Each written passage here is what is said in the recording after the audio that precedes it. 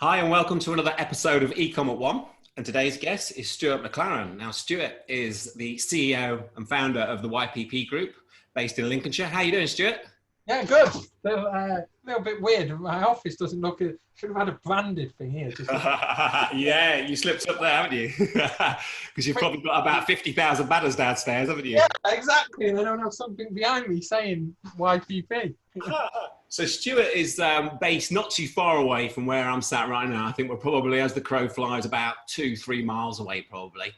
And Stuart's very well known locally here in Lincolnshire and nationally in the UK for the Your Print partner brand. So maybe I think it'd be good, Stuart, just to kick off and give us a brief sort of journey of the YPP up to this date. Yeah, so obviously it started from Your Print partner, which was 8 years ago now, when I was a lot younger. Life felt so much different. I could go to the pub without having to sign a form. It was kind of like normal lifestyle. Yeah. Although I don't know what normal is nowadays. Yeah. And we started as a fabric printer, kind of a little bit different to a lot of the people in the market at the time, because they were always signage printers. So we came in as a fabric printer and grew massively, actually, to become the UK's largest fabric printer.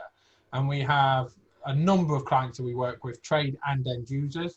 And that brand carried on growing. And then about 4 years ago, crazily, always typical, your phone starts ringing. I should have put it on silent.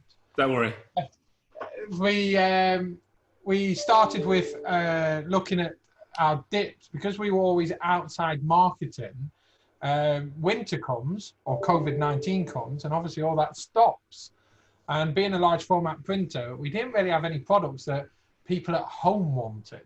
So it was great having all of our customer database. And then we were like, well, now it's Christmas, we'll just sit and do nothing for a couple of months. Yeah, okay. So I created a brand called sanitiser, which was Hessian sanitiser.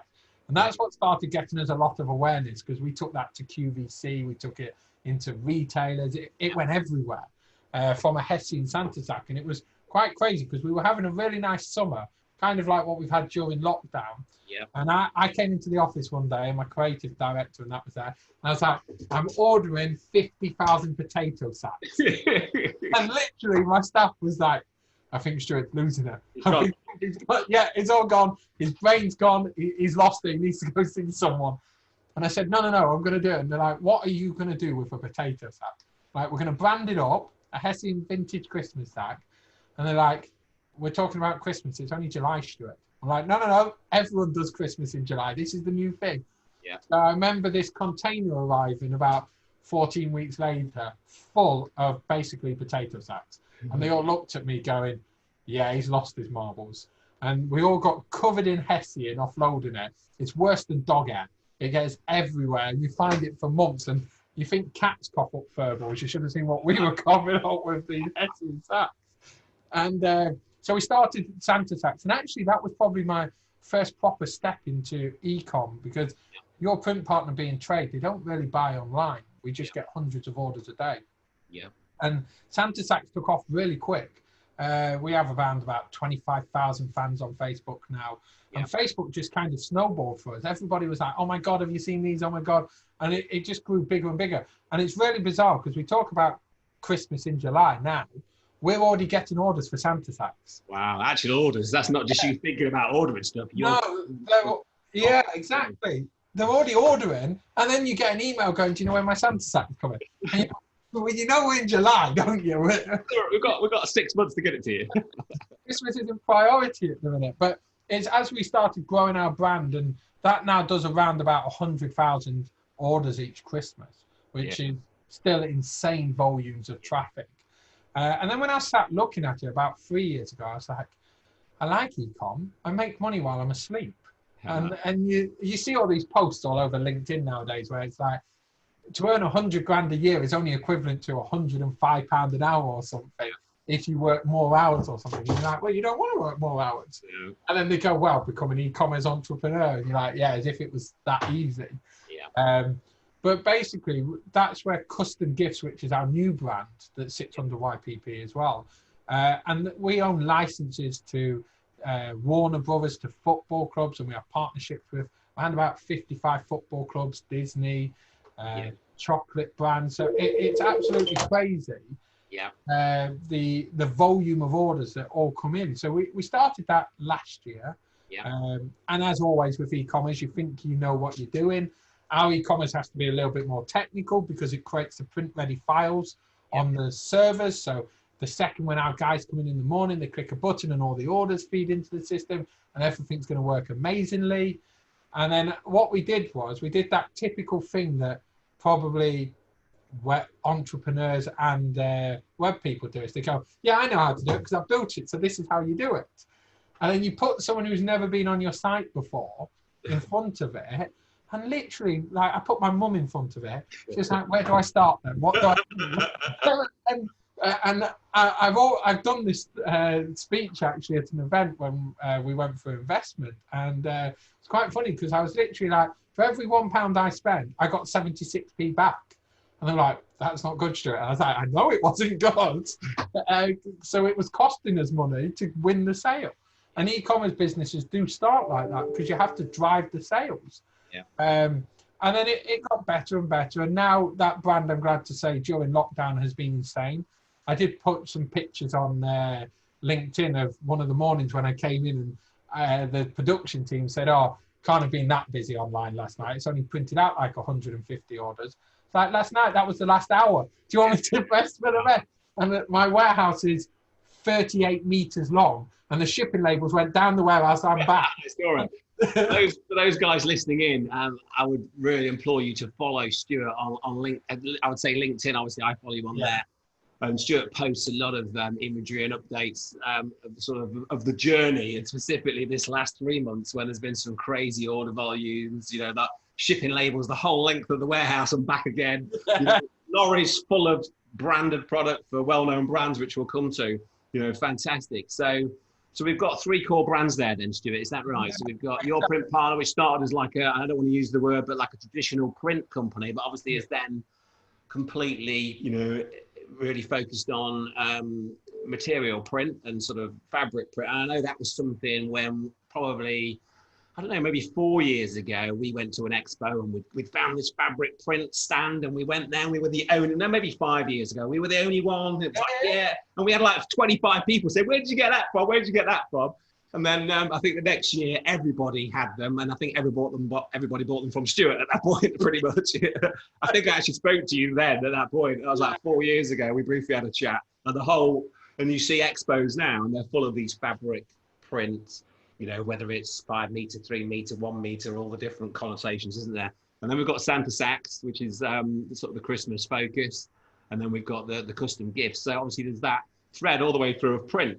You know, obviously print, all the different angles of print. And more importantly, you've got different sort of seasonalities covered there, which is, you know, I think a lot of e-commerce stores, you know, they're focused, you know, they're ticking along maybe, you know, maybe a bit extreme, but and then Christmas comes, they've got this 4, 5, 6 week opportunity. So, you know, great example there of, you know, different times of year having different product sets, different sub brands. Yeah, it's actually quite interesting on that because we were talking to one of our resellers today who work through API feed into our system. So we print still trade gifts as well. And they said that they do 70% of their annual turnover is in 6 weeks of Christmas. Yeah, it's quite normal, I think. Yeah, and it's so crazy when you sit and think about it. You're like, well, what about the other 46 weeks a year? What are you doing? Yeah. You only generate 30% of your income in that period. Yeah. But that's when all your costs are. So the rest of the year. Yeah. So if I was to say to you, what would be the one thing that has resulted in your success across the board? What would you say that would be? Being different. Yeah. We do it quite a lot, and a prime example was that fabric stand that you just mentioned. Actually, jumping in 2 feet doesn't always pay off, but we're kind of a young business that likes to take risks, and that's probably what makes us very different and makes us win work. Is where other people say it's impossible, you can't do it. We go, well, it is possible, and we can do it. And actually, in our office, we have a massive big wall papered. And it says it's kind of fun to do the impossible.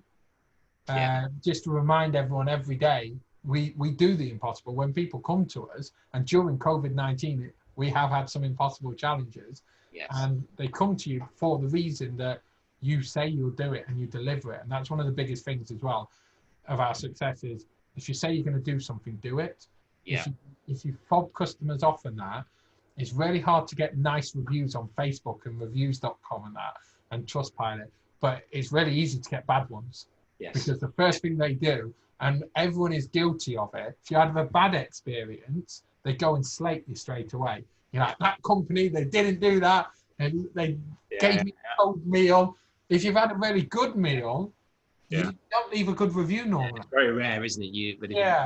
And they're more likely, aren't they, to leave a review, unfortunately. Yeah, and I always encourage all my staff, especially when we're local at the minute, especially in Lincoln and any local areas where you are. If you've been out for something, always, if you've had a good meal, leave a good review. If you've had a good experience, it actually makes a massive impact on that business. Yeah. Because you might have left a really nice review in the bar, the shop or something, said thanks, they were really helpful. But actually leaving a review online actually makes a massive difference for their business. It's a huge thing, isn't it? I think in any business, you see that proof from other people. It's all right, everyone else saying, especially like in our industry, there's a million digital marketing agencies out there. So easy, no barriers to entry to, but there's nothing better than customers saying, actually, these guys or those guys are good, rather than you having to say it all the time. So I think I like what you said at the beginning of that. Obviously, you've got 3 brands that are doing very, very well, but I think it's what you're saying there is just go out and push through, but not every time it's going to work is the reality. Yeah, but it's taking those shots, isn't it? It's taking those risks, but obviously calculated to a point. Yeah. You're working in different areas of print, but obviously underlying there is print. I'm guessing inside out, upside down, back to front of the industry. So to pivot. I'll try not to do an episode without using that word, but we're going to have to throw it in. I'm sure. To pivot, you can have not a huge entry cost potentially, because you can try stuff, can't you? You can test some products. It's using your skill set as well, because we didn't know that we had a really talented girl who did animation who worked for us. So last year we did a little bit different, and again trying to be different is Facebook and Google and everyone that at Christmas, obviously the ad spend goes crazy. Yeah. And everything like that. So Olivia, who actually works for us, drew our new front cover to one of our Christmas catalogs. Actually drawn. He drew that, yeah. And drew theirs and carried the pattern onto the back. Yeah. But what we actually did was we did the different. We were like, right, Facebook and that's all crowded. Let's stick catalogs into actual people's doors. Yeah. Let's drop them onto people's doorsteps and see if it drives traffic differently that way. Yeah. And it's always trying to be different. We still supported that completely with an e-commerce online side of it.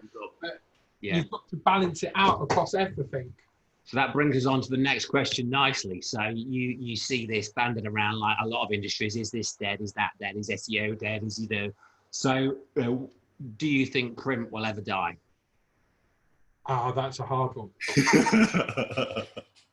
Would print ever die? Do you know what? I don't think it will. I think it will keep reigniting in different directions and trying to do different things. But I definitely don't think print will just die out. Yeah. I think the traditional print on the high street might die out.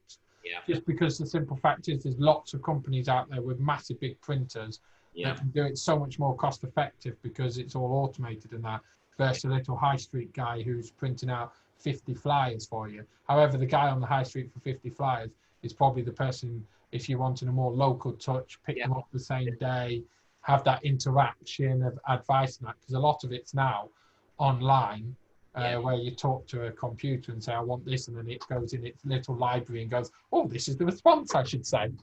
I actually like getting print. Obviously we're all, as you will be, however many hundreds, if not thousands of emails a day trying to get your attention. It's very hard to stand out in an inbox and on social media, Facebook ad, all the ad platforms. It's more challenging, but to get, I still subscribe. Here's one of my, this isn't mine, but this is something I subscribe to. It's a print magazine all about funnels, comes from the US. Russell Brunson. I've had this for 3.5 years now. And I love when this lands on my desk. I'm like, oh yeah, it's that time of month, and it comes in, and usually I end up buying something that's associated with it or whatever. So I think those my I would say as well, it's like using traditional print with the modern day marketing methods, using email, etc. But then in those sequences, because like you touched on, clients using APIs, it's very easy to work an API into a sequence, send two emails, then API off to a print company like yourself, and then day 14 send the postcard that invites them to the webinar or invites them to the to purchase product XYZ. So like any industry, you're saying it's not going to die, but it's going to move. Like you have moved in the last very short period of time. You rather than printing business cards for a living, which is don't take that the wrong way, which is where probably a lot of printers start, isn't it? Stationery, traditional print, letterheads. You've gone fabric, and then you've gone fabric. Like 10,000 flipping potato sacks, and a million miles later, or however many miles later of printed physical things. So the custom gift business, I think that's a business that I know I've seen. I've got a very good friend, or a very good friend of a friend who is sort of completely stopped his career in working for a print company and went and invested in a company that provides the API for a lot of firms. Custom Gateway, I think they're called. Yeah, I know those guys. Yeah, Alistair. Do you know Alistair? I don't know. I do know Custom Gateway. Yeah, Custom Gateway, and I know, I don't see him that often. Where we usually have a golf trip every year or so, but last year we didn't. So, but last few years when I had seen him, it was like some of the scale of the growth of that industry, custom print, and obviously that's something. So tell us about custom, the custom gift business. Yeah. So specifically, I'm really interested personally how you've managed to sort of get these relationships with these absolutely top tier brands. Yeah, so custom gifts is very different to a lot of brands out there. We own the master licenses. We own the licenses to not only manufacture the item under a brand of Warner Brothers, for instance, Harry Potter, Looney Tunes, all of the big names that people know and has grew up around. But we also own the rights to personalize that and make it look like it's the official brand. So, for example, Friends TV program that's now 25 years old, and now has got the actual average audience age now is between 12 and 16, which is crazy. Wow. It's come round full circle. Come back round, and people say, "Have you seen this Friends program?" And we're like, "Yeah, that was out when we were kids." Yeah, my son is obsessed with it. He's 13, so bang on the nose with that. Yeah. So Friends is coming back massively. So what we did was, when we did it, was I didn't want to be another personalization gift company. And you know what? I don't have one on my desk, but normally where you just get a mug that's been sent to you and it says Stuart. Oh, great. That is an amazing mug. Thank you. That's not what we wanted to do. We wanted to go out there and go, we want you to have a Friends cushion, for instance, with the famous Friends picture frame, but a picture of you and your mum in it with the name on it, and all within the brand, and all made in the UK, and all produced to the correct standards. So it was quite a hard job pitching that to obviously global brands, because the simple thing is that they sit there and go, well, no, why should we let you personalize it? That doesn't fit within our brand guidelines. How are you going to stop someone swearing on it? Football clubs are the worst for that, because one day the manager's the best thing since sliced bread. The next day he's an idiot and you don't want him in the club. The scope for personalisation is there, So, and if you've got then an official, like, I don't know, Sheffield Wednesday towel holding up and it says you're an idiot or whatever the manager's name is, go away, and that, you're kind of like, that's not going to go down very well. So we had to put in lots of profanity checks and everything built into the site. So when we went to them, to start with, it was kind of like banging our head against the brick wall with all the brands. They wanted personalization, but they didn't want personalization. They knew it's where the market was going, but they didn't feel comfortable with any brand, because a lot of them as well, we get to see, like, for instance, when the new Birds of Prey film came out, Harley Quinn film, we saw artwork 6 months before it goes anywhere. So we've got all this amazing artwork and we're making these concepts up and everything. And then a lot of companies would then send that out to China, or India or somewhere make the products, then it comes in. And what was happening was they were then overprinting onto it or embroidering in that, but it didn't feel part of the product. Yeah. Where we were like, no, we'll make everything from scratch sort of thing. It's all part of one layer. Right. Yeah, so we have this giant rolls of fabric come in. We print onto it. The seamstress is here, cut it, sew it, put all the legal labels and that in it, gets packaged up in its correct branding, then it leaves. So when they started seeing that, they were like, actually, the quality's good. It looks like it's a whole product because it's being made at the same time. Yeah. And it's going to meet the price points as well. So we don't need to worry about the price points as much. Yeah. So that was how we kind of started our relationship. And as soon as you start getting a few, they all follow suit fairly quick. Yeah. Going after a couple of big name brands, putting everything you've got into it, showing the differentiator, obviously answering all their concerns. Once you get one or two, and then sort of the floodgates open and you start to get the rest. Yeah. Yeah, exactly. Yeah, fantastic. So listening to you obviously, I know the last 3-4 months particularly, but just, from the outside looking in, I'm not too far away. Like I said, it seems like you've always got, a new eye. I think that you were on QVC not long ago. I saw you. I think that was right, and then the next thing I know, you've got a shop in Meadowhall for 3 months or 6 weeks. So much going on, and so much going on at a level that is so admirable. How do you manage to sort of do everything? How do you manage yourself? Any tips you would give? People listening to the podcast now, they might struggle to ship their 50 orders a day, whereas you're doing maybe 20,000 orders a day, whatever it may be. Yeah. So the big thing with us is whenever we do something, we don't do it half-hearted, because it's pointless doing it half-hearted. And you brought up the Meadowhall shop. That was the old Apple store. So just to put into concept of how big the store was. And when we kitted it out, we were only there for 9 weeks, was our store. It was over Christmas. But we kitted it out as if it was a full-on, full shop fit out, or walls decorated, alcohol licenses, everything was done for that shop. So it was done properly. One of the biggest things I've learned probably over the last 8 years is don't employ friends or family. Yeah. It sounds really weird because I actually have 3 family members work for me.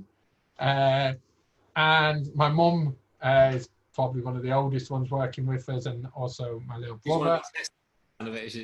She's your web UX tester. Actually, she's probably, as I call her, the ringleader of the union against me.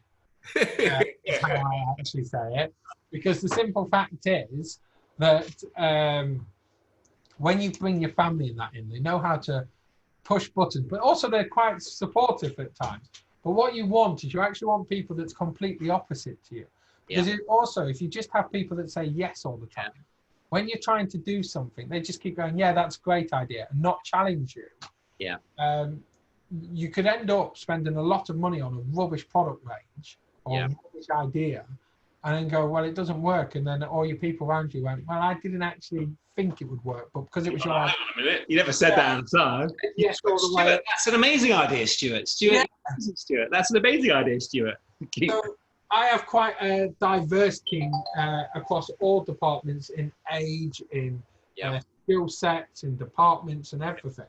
So I think as a whole, one of my biggest things I would definitely say always is make sure that you have a wide range of skill sets and people sets, because at the end of the day, even in my business, although a lot of it's now automated, still people that drive our brand forward and our idea. Getting real experts at their discipline. So when you went into Meadowhall, you didn't sort of just rock up with some trestle tables and hope for the best sort of thing. No, exactly. You engaged with what you're saying, experts in that field to dress that shop or what, and get that shop ready at a level. So you're playing the proper game, and that's the same in all areas. So on your e-com side, you've got specific experts, on your print side, on your licensing side, you've got experts, I guess, And the other thing is as well, those experts don't always have to be paid people. You may have people that have done it before and you just ask them for their advice in that. Because I know what it's like when you've got the smaller end businesses as well. Me going to get experts and everything. When I started, I had to be the expert of everything. I had to learn and go sit there reading, going, oh yeah, if I do this, I could make that work. And as time's gone on, you start bringing in people. The other thing that I do quite a lot is I come up, I'll sit awake at night and go, tomorrow we're going to do this. And I'll come in and the whole team will instantly know that I've had one of those nights, because I've come in and I'm like, guys, we're having a meeting. Let's go. Or nowadays they get a Zoom invite saying, guys are on a Zoom call. Get your coffee down, you boys. We've got something to talk about. Yeah, and they know it. They know it's obviously one of those nights when they're getting a Zoom invite at like 11:30 at night for 9:05. Literally that. Let's go. We're having a Zoom call. In the early days, obviously, depending, when you're listening to the podcast, obviously you're in different stages of your business, but it's really, about reaching out to someone that's maybe done it. Maybe, that thing that you're thinking about, dropping them a message. I get messages on LinkedIn a lot about, agency life and running an agency, starting a podcast, scaling a business, etc. And I love to help. And I think what you're saying, most people like to help, getting out, networking locally in different, if you're talking about licensing, well, I know there's a licensing event at the NEC every year, probably more than one, but I've been to another event that was on, and that was on while that was on. I think it's like the autumn fair, spring fair. They have a licensing part to that. Yeah, and also there's actually a full licensing show at the Excel called Licensing Live, and that has every single global brand you can think of. I got stuck in a mascot parade, and so these mascots wander around, and you think of every kid's mascot in the world. A kid would have a field day in there. Yeah. Mascot of everything. And I was walking down an aisle and I got I think there's actually a picture on my LinkedIn, because there was literally probably 150 mascots come around the corner from all 4 directions, and I was stuck in the middle with some other people. We're being attacked by mascots. You can just imagine, get me out of it. Yeah. So literally go into these expos that 9 times out of 10 are free. These expos, the NEC, you can find any industry that you're selling in. You can go to an expo at the NEC, and obviously there'll be dozens, if not thousands, of exhibitors, experts, talks, speakers. That obviously takes a bit of confidence to get in there and go and say hello, but then go and say hello to these guys. And the people who's at these expos as well, the people on the stands, aren't going to bite your head off or anything. They want to know about your business to see if they can sell to you as well. So going and talking to them and that, seeing what services they offer, what they do, trying to be a little bit quirky and different. They do remember you. And we've actually met some really good suppliers and partners over the time at expos. And I think people forget how powerful LinkedIn is as well. Yes. It's been a little bit weirder recently with lockdown and bits like that, but and everyone in China has wanted to connect with me over the last I'm sure everyone else is getting. So, when you're starting, just, Stuart's saying that, at the beginning, go to an expo, it's free, and then from there, you get to know who's who, and then as you scale your business and your confidence grows, you reach out to more and more people, and that's, great bit of advice there, Stuart. So, you say LinkedIn. Now, LinkedIn, I think, I keep seeing you literally, it seems like a Sunday night thing. I'm watching whatever's going on and preparing for my week. And then Stuart pops up. Oh, here's a picture of the 50,000 labels waiting for the crew in the morning. Or here's the every day, over the last, I guess we're on 4 months now, aren't we really? 4 months. Yeah. Obviously, we're going to use the word pivot again. Apologies. Obviously print, there's been a lot of opportunity for print companies to create and sort of really get in front of brands with all the different PPE products. Obviously, there's a whole raft of different products, but I can see, your firm really seems to have stood out and managed to pick up some huge brands. Literally the who's who of the high street over the last, it's every week I'm seeing, the latest, So, how have you managed to sort of secure some of these real big brands, or maybe just talk us through some of the key sort of timelines in the last 4 months and how you've managed to secure brands? So I think I probably did the same as every company owner, regardless of the size of your business. When that Sunday night came and Boris Johnson said, we're closing businesses, stay at home. And I literally went, oh, stay at home? I can't stay at home. One, I would probably kill the other half. Two, my dog will probably be walked so much and anyone who knows me knows I've got a little pug that's been with the business now for 4 years, and he's more in charge than me, to be fair. That dog would have never have been walked so much in his life. And 3, I just couldn't sit back and do nothing. There was obviously things that I could do. We had big equipment here and a skill set of people that can do things. Yeah. So what we did was we obviously had that week where we were told to plan to shut because we're going to shut.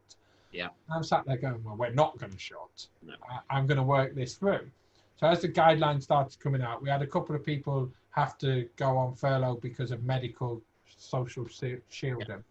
I'm sat there going, God, this is going to hurt our business. And then my FD comes out with new forecast numbers, and he's like predicting like losses that are just like off the scale of losses. I'm sat there going, businesses aren't going to come out the end of this. If what you're predicting here, basically, he predicted that I would earn less in a month than what we do in a couple of days. And I'm sat there going, but all my costs are staying the same now. And they're like, yeah, because you're still going to have to do this, this, and this. And I'm like, whoa, let's think about this. The businesses can't just close. And then you also see starting to appear and everything online that the NHS are struggling for PPE and hand sanitizer and the face shields and everything like that. And I'm sat there going, and scrubs, and I'm sat there going, I've got qualified seamstresses. Yeah. I've got automated cutting machines. Yeah. I know how to source product. And I was like, this is just ridiculous. Why are they telling us to close? So we spoke to our health and safety people and that, and we put all the distancing in. And I went, right, we're going to do something. We're going to get hand sanitizer. Now, as this happened, and it's always one of those things I disagree with, is that no one in the UK could make hand sanitizer. For some reason, it was never a product that we needed. And they were slowly getting gin firms and that to convert, but they could only 200 bottles a week or something. But the NHS was using 10,000 a shift or something. And I sat there going, this is going out of hand. So I went to Europe. Yeah. Right, let's look across Europe. Europe's now in full meltdown, so nothing is coming out of Europe. You try getting PPE, and they're taking it off you at the borders. They're like, it needs to stay in the country. So I had to do that thing of going to China. Yeah. And I'm thinking, they've started this virus. It's come from China, we believe. And I'm sat there going, well, now we need to protect. We need to supply the hand gel and everything. So we did it slightly different. That we went to a factory that had what's called an EN 1500, SGS audits and that. So what we did was we basically audited the factory to make sure it met every single criteria that the NHS needed, and also other people in the UK. So we got all this paperwork done and that. I had it independent audited by American companies and that. I got it all, ordered 1.8 million bottles, which is just insane. 1.8 million bottles of sanitizer. 1.8 million bottles. I also have bottles on my desk like this. That was your first order? That was my first order. Because what happened was, I said to the NHS as they were opening Nightingale hospitals and stuff, I'll get your hand sanitizer because no one can get you it. Yeah. Oh, that's one of my bottles as well. I like it. That's one of my bottles. So we had a I can't remember the case now. Is it 24, 36? Yeah, we had a case up about 6 weeks ago. So it sits on my desk and you're constantly doing it. It's just become a natural thing. And that's it. Keep using it. You need to order more. I've still got some in my warehouse. Don't worry. 1.8 million ordered. So that day when you pressed the button and said, right, I want 1.8 million. That's one hell of a, I don't want to say it, but that's one hell of a toss of the coin, isn't it? Yeah, but purchase orders were coming in at such a rate that 1.8 million was sold within about 2 weeks. Yeah. Right, so they've now made all this 1.8 million bottles of hand sanitizer, and then the crisis gets a little bit worse. We start seeing death rolls growing, and the supply chain is needing it quicker than what they thought they were going to need it. That's where it then got scary, because I have a conscience. I had a delivery date to meet, and we could meet it by doing the sea freight. But supply, NHS, key workers, supermarkets, we're all going, we need this hand sanitizer now. And I'm thinking, okay, you need it now. How am I going to get 1.8 million bottles of hand sanitizer, which is a liquid, which is flammable, to the UK? Yeah. So I was like, I know what I'll do. I will charter an aeroplane. So what I do, I'll be one of these. So it was a really weird conversation when you're speaking to BA, going, you've got a 737 was the first plane I was looking at in Shanghai, haven't you? And they were like, yeah, we've got about 30 of them. Like, I would like to hire that plane. And they're like, but we can't bring people. I was like, no, I don't want any people on it. I want you to fly it from Shanghai to Heathrow for me. And they're like, okay. And then they were like, but we can only get 300,000 bottles on it, and you need to do all this extra paperwork. Like, that's not big enough. I'm like, I need a bigger plane. So they're like, we've got a 777 jumbo. I'm like, now we're talking. And they're like, and I'm like, and they're like, oh, so you need one of them? I'm like, no, I need two. So from going from putting a container on a sea freight, which is a truck, which would have been about 8 trucks, to now chartering full 777 planes. I'm sat there going, yeah, this is getting a bit crazy now. So then the invoice comes in for it, which then when you're hiring jets, that they're not cheap, especially. I did make the joke with the air person at BA, but they didn't seem to really take me serious. But as I paid for every seat on that plane, surely I was entitled to the air mileage. Because if I chartered 600 seats, surely 6 times 4,000 air miles or whatever it was on 2 planes, I should be entitled to. Then my first class upgrades for the boxes that were on the first class seats, surely I was entitled. Did you pay for it on your Amex though? That's the if you. But they refused to take my Amex card because I thought, if you're not giving me the air points, I'll get them the other way. So we did that, and then it was really bizarre because I was then looking that we were going to need a 3rd plane, and BA's like, we've got no more planes. They're either locked down or they're being used. And I messaged one of my friends again through LinkedIn, and I'd worked with him on a couple of events, and I knew he was the health director or medical director of Virgin Group. And he dropped me a message back within half an hour. He's like, oh, your phone's going to ring. I'm like, okay, great. And he's like, and you're going to speak to the CEO of Virgin Atlantic Europe. And I'm like, what? I was expecting you to pass me to a salesperson. He's like, Furlough, there is no salespeople. You're going straight to the top. Yeah. So now I have the direct mobile number of Virgin Atlantic UK, but his planes were smaller that he had out there, so we couldn't use them. But during lockdown as well, the prime contacts that you make, because the lower level staff were furloughed early on, the surprising nature of the people you were talking to were board director level and everything, like instantly. Yeah. And it made a massive difference to. So you air freighted in 1.8 million. 1.4 million came by air freight, and the rest came by sea. To speed up the lead time, get them here instead of 6 weeks. So instead of it being 5.5 weeks, it was here in 3 days. Yeah. Which then meant that we delivered in early, kept work going, and then we started making other quirky things like scrubs and other bits and pieces, and then that led us to looking at guidelines changing, and the big one was perspex screens. Yeah.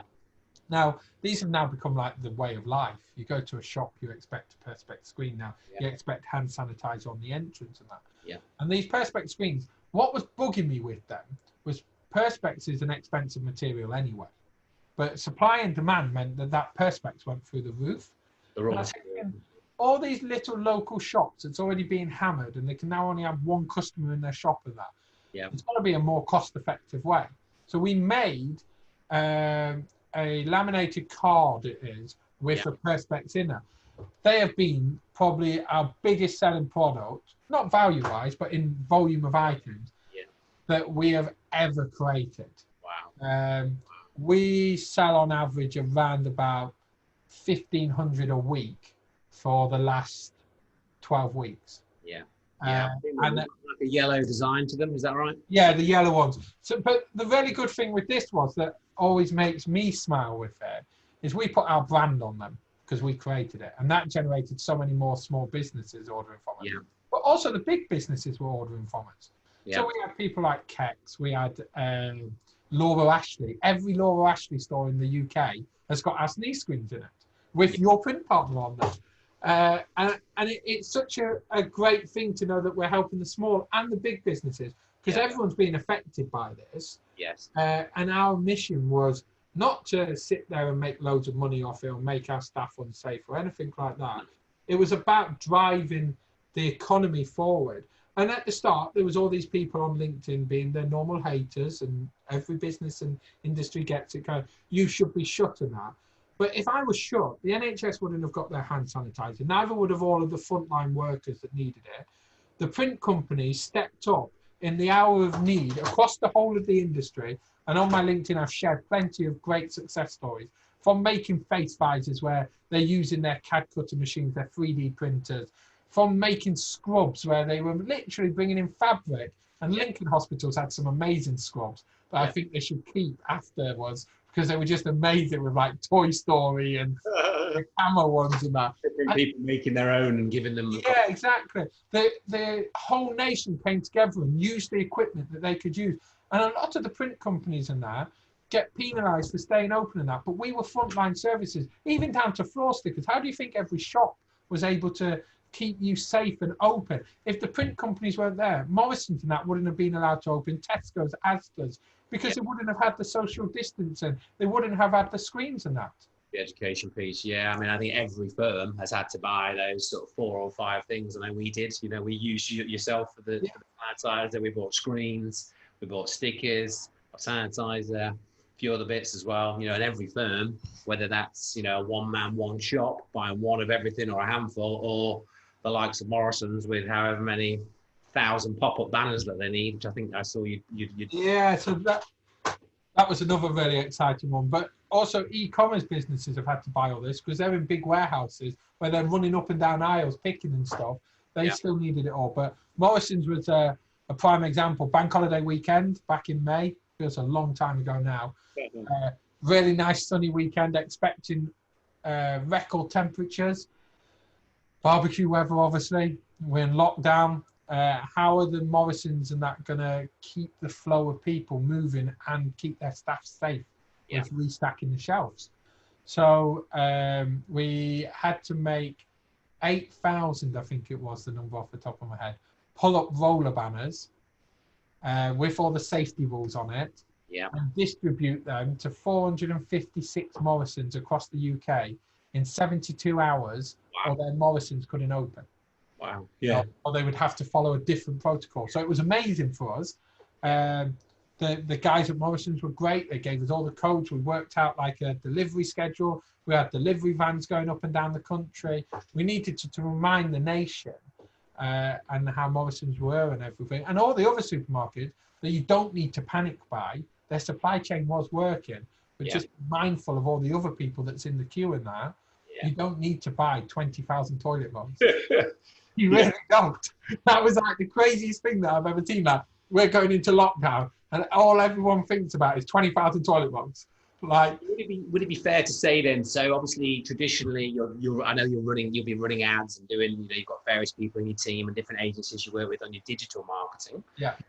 But those sort of large orders that you secured, was that more so? That is what you're saying is you do one big order and then it just became known on LinkedIn, etc., and sort of the senior management sort of network that you're involved with as well, that see that you supply Morrison's, and then the next thing you know, you get a phone call from Starbucks to say, oh, can you help us? That type of thing. So it's exactly it. So Morrison's actually came to us off the top of another order that we had done. Yeah. And Starbucks is the same. We're now rolling out the Starbucks hygiene stands across the UK at the minute. They're going out the door quite quick. And also every KFC in the UK, you'll start seeing these hygiene stands. The rollout is being huge of the product lines that we needed to do. Floor graphics. Yeah. I've never printed so many floor graphics in my life. I think our guys downstairs are sick of seeing arrows and stickers that say stay 2 meters apart. 2 meters. 2 meters is clean. Yeah. And I think, like, again, the power of LinkedIn and knowing the people in that. We also have another massive contract at the minute ongoing that we can't name until the first delivery's gone out.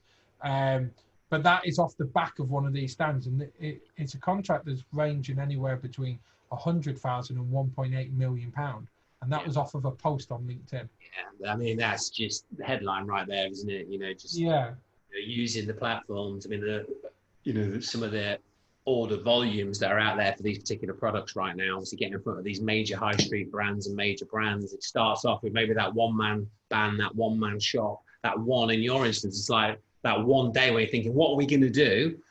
Right, well, actually, what we've got a warehouse full of machines and kit and raw material. What can we make? Well, we can make this small shop stand that sits on the, on a counter, and whoever's got a one-man band shop can now open safely. The customers can feel safely, and then from there, it goes into 1.8 million bottles of sanitiser getting air freighted in, and so on and so on. So that's an amazing, amazing story. That. And I also think like LinkedIn and that, I put a post of our hygiene stands on, and it was actually quite interesting because I was talking about this with my team on Friday. That post has now had 48,000 views. I only have 6,000 people in my connection.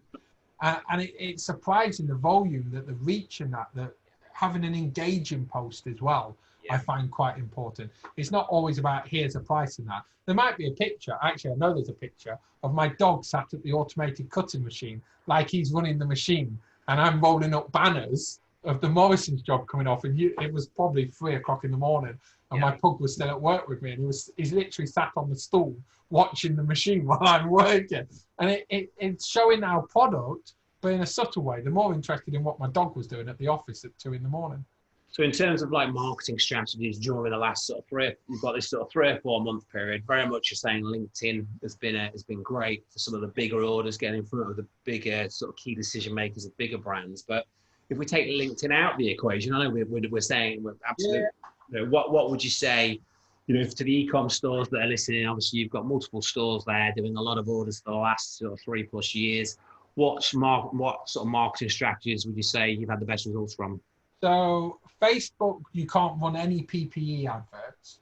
Yeah. Although some people somehow or another are, but we got told off by Facebook. And we weren't even trying to profiteer. We had we were cheaper for hand sanitizer than Boots. Yeah. Or Superdrug. I can't remember which one exactly it was. We were trying to drive down the price. Yeah. We got told off for that by Facebook. Yeah. Thinking that we were profiteering, but that wasn't our aim at all. Now, what we would normally do in the grand scheme of things and everything is we would go to social media, Instagram and that. But we're actually going to try something again very different. And you guys are first to hear it. At the end of this month, we're actually running TV advertising. Okay. So for custom gifts, we're running on primetime ITV.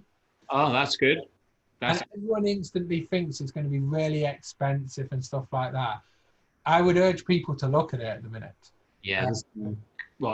Is there particular deals at the moment because of the way the channels of? I know I follow the stock market pretty closely. I know ITV shares are about 1/3 of what they were pre-lockdown. Yeah, so there's probably the really interesting things are, and Channel 4, ITV, and Sky are doing it. ITV and Channel 4 are doing pound for pound match funding. Yeah. For the first time on airs. So every £10,000 you spend, you get 10,000 matched. It's about half price. So and then you can also still negotiate your rate card, which is also really good. Yeah. And the other one that I'm more impressed with is what Sky do. And I've had to learn a lot about TV the last couple of weeks because we have no one in our team that's an expert in TV. But Sky do something called AdSmart. Yeah. And it's really clever. So we could be in houses next door to each other, watching the same program, and you might watch another channel to me more than any other. So your ads would be tailored to you, just like on Facebook, and knowing what you normally watch. And we could be in the same house next door to each other, and we could be seeing 2 completely different ads. The personalised delivery. Yeah. And what's even cleverer is they're bringing out a new thing that's also linked then to your web, your internet access. So then they can see what you've been searching and feed it all in, kind of like how Alexa does it. And they say she never listens to you.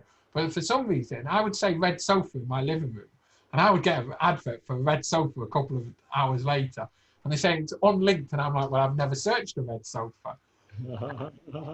I think pushing the boundaries on normal stuff, yes, Facebook and that's always going to deliver some sort of results in that. Yeah. But I do think outside of the box, the brochure was another one of that. E-com is online, but you could, that's where your sale and your transaction takes place. Getting people to your site might be very different. And Grenade a couple of years ago did a really clever marketing campaign with it to drive traffic to their website. They drove a tank through the middle of Birmingham, I think it was. Yeah, I did see that.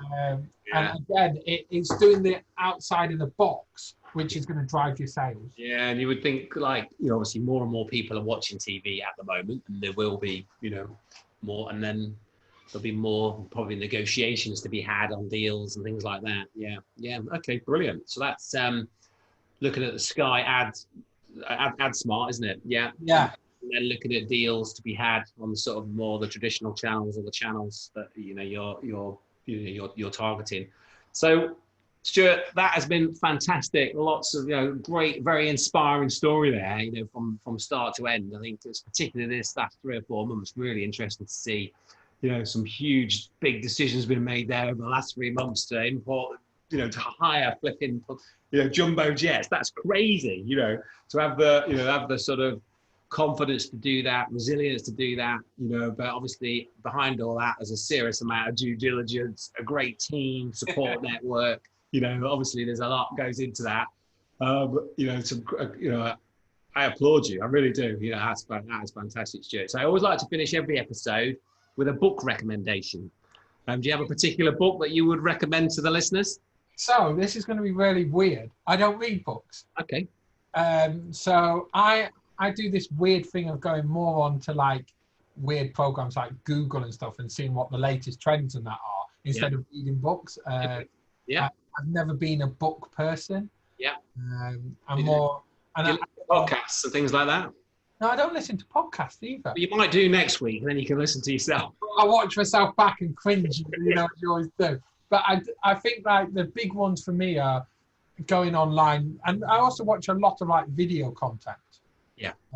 I'm more of that person that will have it on in the background while I'm working. I also have quite a large screen in my office, so it's split in half. So I've like at the minute we have our video call on one side, and I've got on my other side my emails and stuff. Yeah. So I'll be sat there working and watch it that way. Watching videos, learning off videos as opposed to reading. Yeah, fantastic. Yeah. So for the guys listening, if they want to find out more about yourself and connect with you directly, obviously certain brands that are listening into the podcast that want to connect with you directly, and other e-commerce stores that maybe want to buy your products, etc. Where's the best place to connect with you? Jump on LinkedIn. Expect lots of connections on LinkedIn now. And also it's great to see what other people's doing on there, because I'm quite active on LinkedIn recommending people as well. So if I know, like for instance, over the weekend there was someone looking for a Range Rover Discovery car. There's a local leasing company that I know's got them in stock. So point them in the right. Yeah, and that's what it's creating a friendly network, and you never know. There might be someone in there that sells something that I want as well myself. Yeah. So go to LinkedIn, search for Stuart on LinkedIn, connect with him, and we'll see what happens. Well, thanks very much, Stuart. It's been